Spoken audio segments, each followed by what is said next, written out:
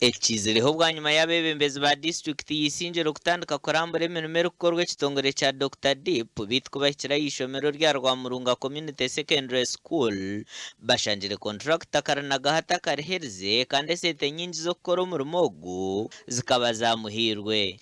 Hata ibindi byo buhwire ibindi byo buhwire hata bya butahwire uri cyinshi bayisa ubwo muntu akabikitwe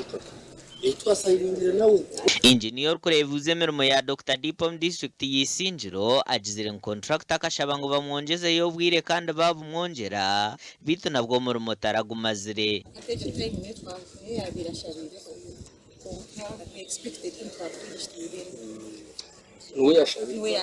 So why can't we terminate him for her? Bite ekiti kyonka konka n'ebyombeke byayombekera kabishakara biliyoni biza kugwa. And you have accepted as the engineer because we are doing a person, and all of a sudden we find like this. What can we do? They should work like this. Ba engineer no barabe bagezeho bite emirimo yibakozere birero kubimunonga.